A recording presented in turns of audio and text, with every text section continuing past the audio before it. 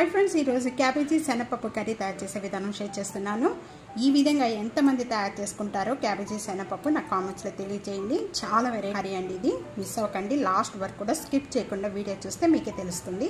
రండి ఇది ఎలా తయారు చేయాలో చూసేద్దాం. హాయ్ ఫ్రెండ్స్, నమస్తే, welcome to Anu's kitchen.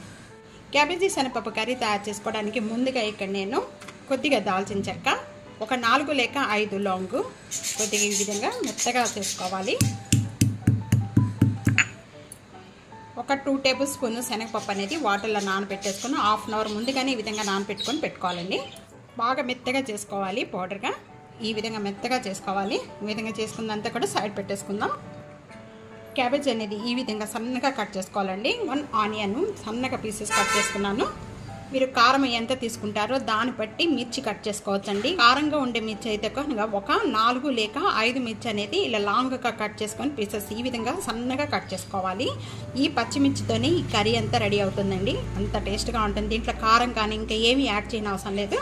Cabbage శనగపప్పు కర్రీ తయారు చేసుకోవడానికి నేను ఇక్కడ ప్యాన్లో 2 టేబుల్ స్పూన్ ఆయిల్ యాడ్ చేస్తున్నాను. ఆయిల్ బాగా కాగింది. కాగిన వెంటనే కూడా ఒక 1/4 టేబుల్ స్పూన్ జీరా, 1/4 టేబుల్ స్పూన్ ఆవాలు, ఒక ఎండుమిర్చి ఇవన్నీ కూడా యాడ్ చేసుకోవాలి. పోపు అంతా కూడా బాగా వేగిపోయింది. వేగిపోయిన వెంటనే కొద్దిగా కరివేపాకు, ఉల్లిపాయ మళ్ళీ పోయే వరకు కూడా వేయించుకోవాలి. ఉల్లిపాయ వేగుతూ ఉండగానే 1 టేబుల్ స్పూన్ సాల్ట్ యాడ్ చేస్తున్నాను.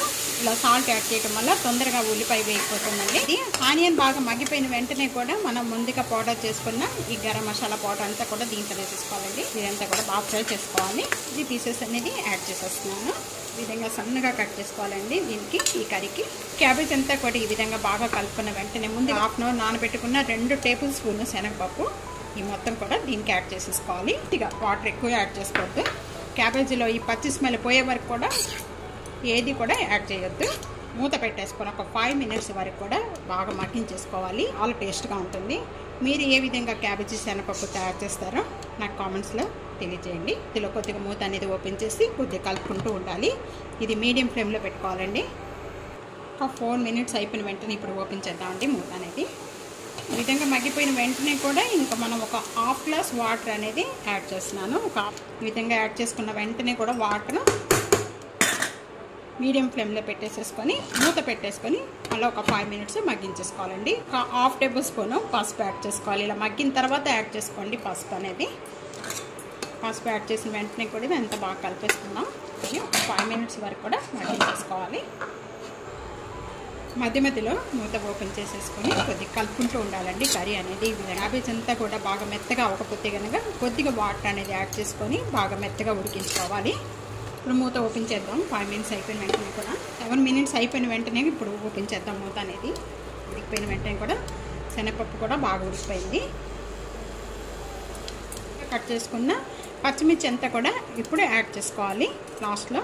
ఇవి ఘాటుగా ఉన్న పచ్చిమిర్చి అయితే కొద్దిగా తీసుకోండి. బాగా ఘాటుగా లేకుండా ఉండేవి అయితే కనుక కొద్దిగా ఎక్కువగా తీసుకోండి పచ్చిమిర్చి అనేది.